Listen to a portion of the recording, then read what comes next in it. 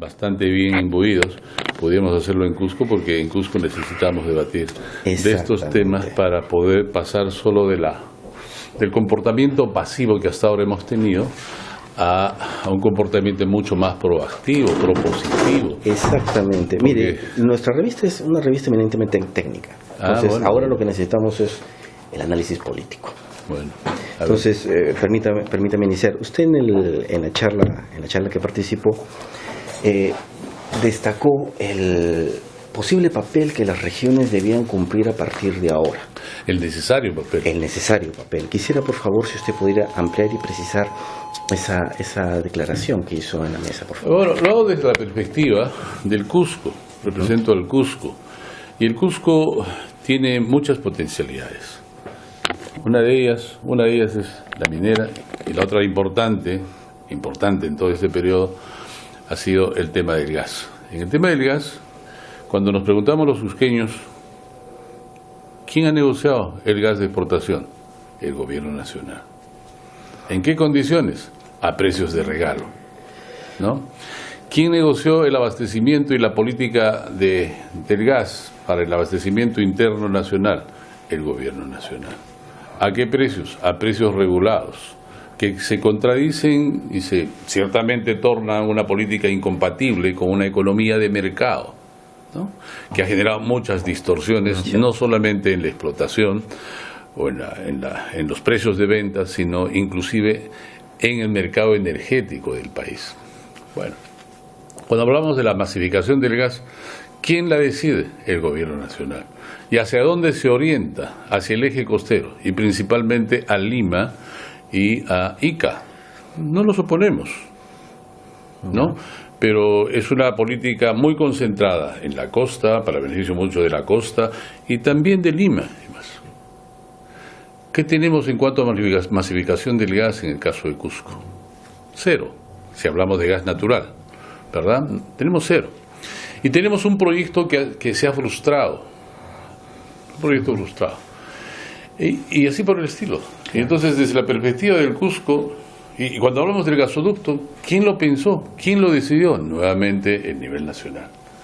Bueno, como comprenderán, son muchos proyectos respecto del gas en los que el Cusco, sus gobiernos municipales, regionales, no han participado y han observado pasivamente.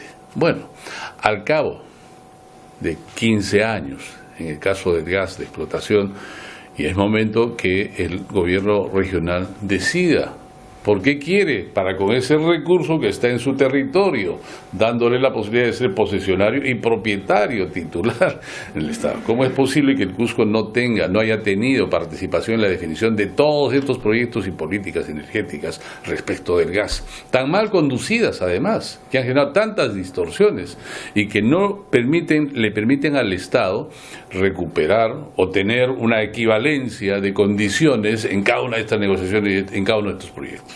Es más, en algunos de ellos, inclusive intermediados por sobornos y corrupción, cosa que es mucho decir. Hay que empezar a cambiar las cosas, y para empezar a cambiar las cosas, creo que los gobiernos regionales, caso el mío, hablo del Cusco, tiene que empezar a tener una actuación mucho más proactiva y propositiva en relación a las políticas energéticas del gas en cada uno de estos proyectos y otros más. ¿Cuáles serían los mecanismos o acciones políticas que permitirían que el gobierno regional de Cusco, las regiones, tengan un papel más activo en la política energética, en su opinión? Bueno, para empezar, nosotros tenemos algún otro proyecto frustrado ahí, en el que tenemos participación, pero no hemos hecho lo suficiente.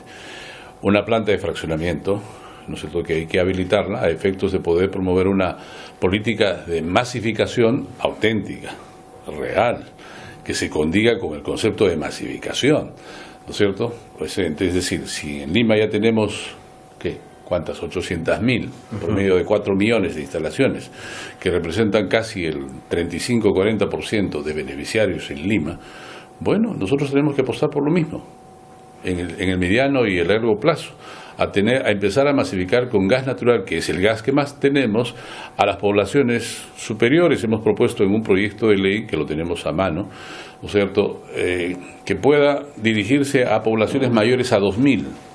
2.000 familias le hemos puesto inicialmente, pueden ser 2.000 habitantes, ¿no ¿cierto? Es una política que privilegie precisamente las concentraciones urbanas a las cuales hay que responder.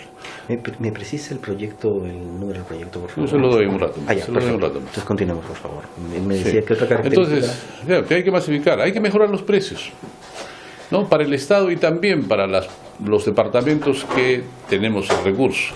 Yeah. Tenemos una regalía por concepto de exportación que no es la que corresponde.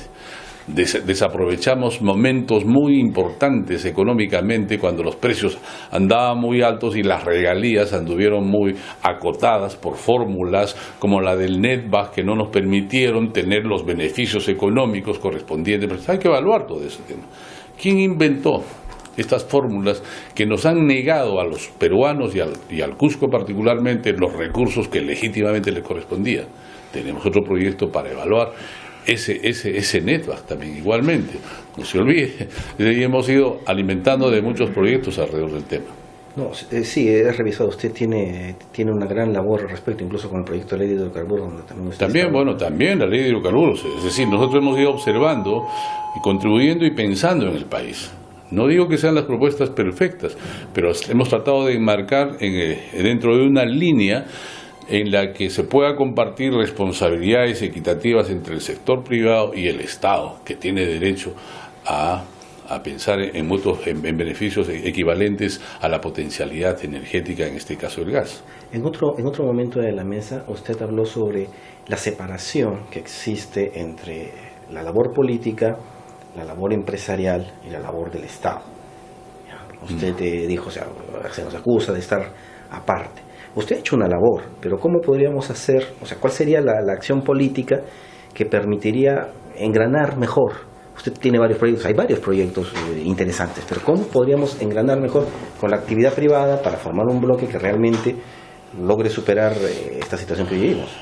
Yo creo que primero a partir de una clara definición del rol del Estado, de una definición de sus intereses, de su actuación en la administración y la conducción de estos insumos, de estas potencialidades energéticas en favor de la ciudadanía.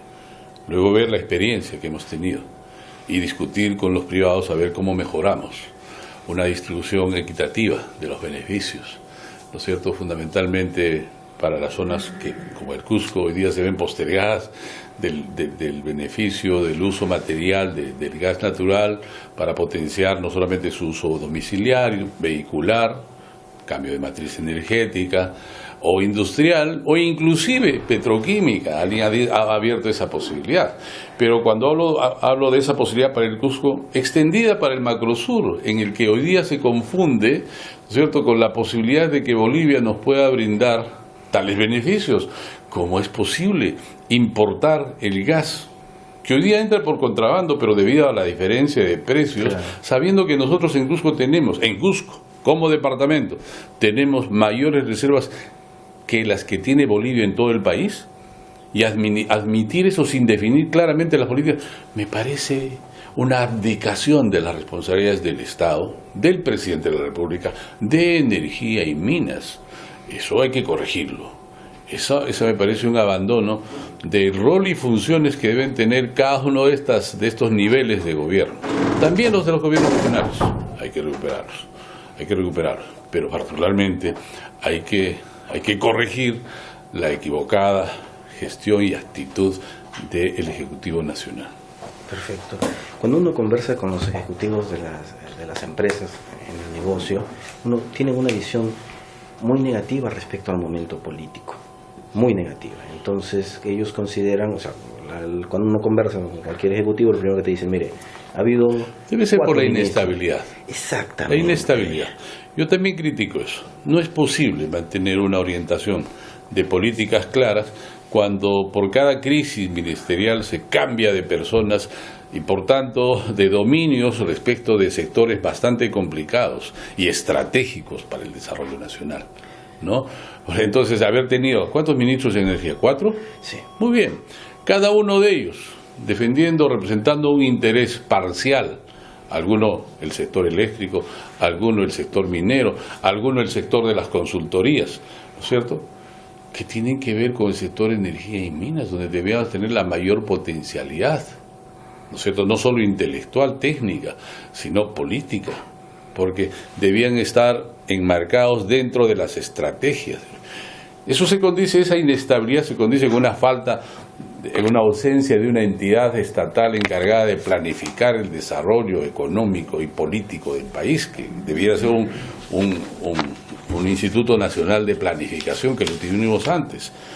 Esa es la otra ausencia. Y ahora las políticas, el centralismo existente hoy, pese a haber medio una política de descentralización mediatizada, es otro de los aspectos. O sea, hay que empezar a integralizar la acción del Estado de forma conjunta.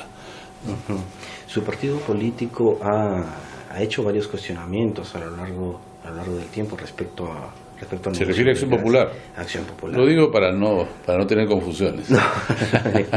ha hecho varios cuestionamientos. Como partido, ¿cuál es la orientación, el objetivo que se tiene en cuanto a política energética? Usted tiene una serie de proyectos, pero... Bueno, todos los proyectos, en mi concepto, están basados fundamentalmente en el pensamiento, en los criterios de Acción Popular, en los que siempre he observado. No olvidemos que, hablando del gas, fue el presidente Belaúnde el que en su segundo gobierno promovió la consecución del hallazgo con la Ciel. No tenemos ningún prejuicio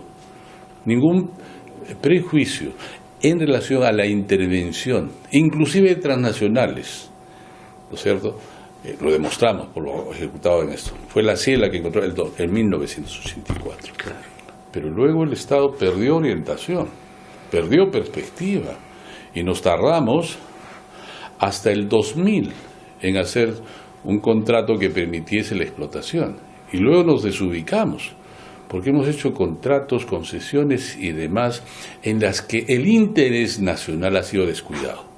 Hay que recuperar ese interés nacional y hay que reponerlo para establecer condiciones de equidad con el sector privado, que tiene que reconocer que no hay otro mejor camino que el de ponernos de acuerdo para garantizar la sostenibilidad, la estabilidad, ¿no es cierto?, en cuanto se pueda concretar mutuos beneficios, equitativos beneficios, cuidando de que hay una población latente, pobre, pendiente de beneficios, ¿no es cierto?, de bienestar y desarrollo, que solo se pueden conquistar cuando hay buenas relaciones con el sector privado, y el sector privado entiende su función y el Estado también.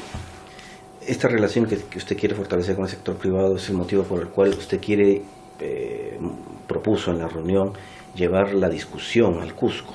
Bueno, fundamentalmente para corregir a un Estado errático, a un gobierno nacional errático, a un presidente y consejo de ministros o ministros del sector que no dan puntada en hilo, ¿no es cierto?, por sus confusiones propias. Ellos tienen el dilema de si representan a las empresas para las cuales trabajaron y seguirán trabajando en el futuro, o le sirven al Perú y a departamentos como el Cusco, a sus intereses.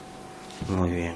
Por favor, usted me ha mencionado este proyecto frustrado de la planta de LG. Acá tenemos varios proyectos de ley en relación al sector. Ahí se lo entregamos. Usted puede identificar todos estos proyectos. Y acá hay algunos otros correlativos relacionados, como el energético. ¿Está acá? ¿Está también? Sí. Bueno, la Ley General de Hidrocarburos. La Ley General de Hidrocarburos, muy bien. ¿Cuál destacaría de estas propuestas suyas? ¿Cuáles son las que destacaría? Todas, pues mire, nosotros un primer proyecto de ley que presentamos, ¿no es cierto? El primer proyecto de ley que presentamos, no sé si está en orden acá, sí, está en orden. El 620, ¿no es cierto? Ley no está, no es, el canon gasífero, a ver, Ley de Seguridad Energética. El primer proyecto, el 620 fue, Sí. ese es el que pretende, pero ¿este es qué? Ley que constituye un fondo concursal regional sobre la base del canon gasífero. Ese es el otro. Pero a ver, ¿Por qué está acá? ¿Por qué está acá con ese título? Hay que chequear eso. Bueno, el primer proyecto tiene que... Bueno, todos los proyectos tienen que ver. El primer proyecto tiene que ver justamente con la posibilidad de extender la interpretación de los artículos constitucionales correspondientes para no solamente hacer para evitar que solo sean las concesiones aquellas aquellos contratos a través de el Estado se relaciona con las empresas grandes, sino hablar también de contratos de servicios. Muy bien. ¿No es cierto? Que se dan en otras partes. Eso es lo que hablamos en el primer proyecto. Contratos ¿no? de servicio. Contratos de servicios. Ya. Eso es fundamentalmente, ese es un primer proyecto. Luego tuvimos esta ley, este proyecto de ley de seguridad energética y promoción de la diversidad en la matriz energética. Igualmente, hemos hecho muchos proyectos en relación a todo eso. Hemos hecho, déjenme explicar, se están mirando menos números que me confunden. Ya. Pero tengo en la cabeza algunos. Hemos planteado la necesidad de renegociar los contratos de exportación, sí, renegociar los contratos de abastecimiento para el consumo interno, por los precios. Hemos hablado de la necesidad de fundamentalmente renegociar estos contratos de consumo interno, ¿no es cierto? Porque con el añadido de que hay que modificar las regalías, porque ocurre que mientras el 88 y el 56 pagan entre 37 y 38 de regalías, el 57 y el 58, 57 ya se va explotando, paga 5%. ¿A santo de qué? ¿A santo de qué? ¿No? Entonces hay que modificar. Y hemos propuesto la modificación también, el estudio y el análisis de esta política en cuanto a la exportación de esta fórmula de aplicación de las regalías con el netback, que creo que debe ser evaluado. Ahí ha habido alguna cabeza muy brillante para beneficiar a las empresas, al consorcio exportador, olvidándose de que no sé si era peruano, ¿no? ¿No es cierto? Que ahí había un interés. Ahí no encontramos una explicación lógica. Hemos presentado otro proyecto vinculado a la posibilidad del abastecimiento del GLP extendido para los grifos, que nos habrían permitido bajar a 22, 23 soles el precio grifo, lo cual acusa una posibilidad de casi 40% de diferencia de precio. Ahí está pendiente, ha generado cierto debate, está pendiente. Hemos propuesto algunos otros proyectos vinculados a la posibilidad de masificación del gas que le dije, porque el centro sur y particularmente el Cusco no tenemos gas, ni una sola gota de gas, ni para consumo domiciliario, ni transporte, ni industrial. Entonces ahí hemos hecho un proyecto para el centro sur, a diferencia, para extender y ampliar la orientación del proyecto de masificación para el centro sur que tiene el gobierno, que inicialmente solo preveía capitales de departamentos. Luego se modificó y añadió 2 provincias más, 2 capitales más, que consideramos sigue siendo insuficiente. Y ante la persistencia del Ejecutivo en ese proyecto de masificación del centro sur, de 7 regiones, nosotros hemos propuesto un proyecto piloto para el departamento del Cusco, con posibilidades de extenderse a Purímac y Madre de Dios, ¿no es cierto?, para implementar una política de masificación de gas auténtica. Pero no solamente eso, una política de masificación con gas natural y afirmación de mejores precios a partir de la planta de fraccionamiento de Quepaciato, que no solamente debía producir GLP, sino también gas natural, ¿no es cierto?, para el suelo. Ese es otro proyecto, y hemos presentado un proyecto para tratar de resolver algunas incompatibilidades del Estado cuando, a partir del decreto de urgencia 001-2017, promueve la contratación de una administradora del gasoducto, del avanzado del gasoducto, y los tubos almacenados, habiendo pagado 300 millones hasta año, cosa que no tiene sentido, porque yo conozco el Cusco. Lo único que le han puesto son los plásticos, gastar 300 millones en 2 años o 3 años para eso no tiene sentido. ¿Solo le han puesto un plástico? ¿No hay el...? Yo he visto. ¿Qué mantenimiento? ¿Qué mantenimiento puede haber? Yo permanentemente recurro por la zona, excepto que demuestren lo contrario. Yo quisiera estar equivocado, ¿no es cierto? Pero es más, ahí nosotros evidenciamos la incompatibilidad existente entre esa actitud, esa conducta, ese contrato suscrito por el Estado para la administración de estos bienes que fueron comprados, implementados por Odebrecht, ¿no es cierto?, empresa que no pudo presentar el cierre financiero y por tanto la capacidad de financiamiento para la continuidad del proyecto, siendo plena su responsabilidad y sin embargo asumiendo el Estado, ¿no es cierto?, tal responsabilidad. Si la empresa actuó antes de por responsabilidades propias, antes de presentar el cierre financiero, cómo es que el Estado asume la responsabilidad de cuidar ese patrimonio, dando la posibilidad de que Enagas recurra al CIAD para reclamarle el costeo correspondiente. Más aún si hoy día sabemos que habrían visos de corrupción en la consecución del paso del gasoducto surandino al gasoducto surperuano y demás. Entonces, bueno. Excelente. Para finalizar, congresista, en el sector, los ejecutivos y los consultores siempre se quejan de que no se le da la debida importancia a la energía, a una política energética. Y ellos dicen de que una política económica tiene que ir amarrada necesariamente con una política energética. Dada la labor que usted desarrolla, ¿consideraría que esa apreciación es la correcta? ¿Se debería Sí, por supuesto. Mire, el sector energético el sector energético y el gas contribuyen a la economía nacional de modo muy importante, ¿no? Tiene una importante participación en el PBI nacional. Hay una experiencia hasta ahora vivida, 20 años, 15 años, ¿no?, de cómo se ha manejado en ausencia de políticas del Estado debidamente previstas. Hay que hacer un plan energético que resuelva la matriz energética, que utilice las potencialidades que tenemos, que convalide con las políticas de calentamiento global. No, hay que comprometernos con esa política. En el tema hemos involucionado de tener una matriz energética medioambientalmente amigable, porque teníamos a inicios de siglo, digamos, un gran porcentaje, el 90-100%, más del 90% de generación hidroeléctrica. Hemos pasado a compartirla con el gas, que siendo más amigable que el petróleo, no deja de ser un fósil que hay que evitar para la generación energética, ¿verdad? Sí. Entonces ahí tenemos que hacer. ¿Cómo resolvemos el tema? Planificando cuál es nuestra visión y perspectiva energética de acá para adelante, ¿no? Hay que planificar. Y hay que planificar generando. Tenemos muchas potencialidades, no solamente en los fósiles. Tenemos en las hidros, tenemos en las renovables. Sí. Entonces, ¿qué es lo que nos hace falta? Un plan, una orientación clara que determine las políticas. Hoy día no tenemos orientaciones, no hay políticas, no hay un plan. ¿Hacia dónde se orientan las políticas del Estado, del gobierno nacional, de los gobiernos regionales? Hacia ningún sitio.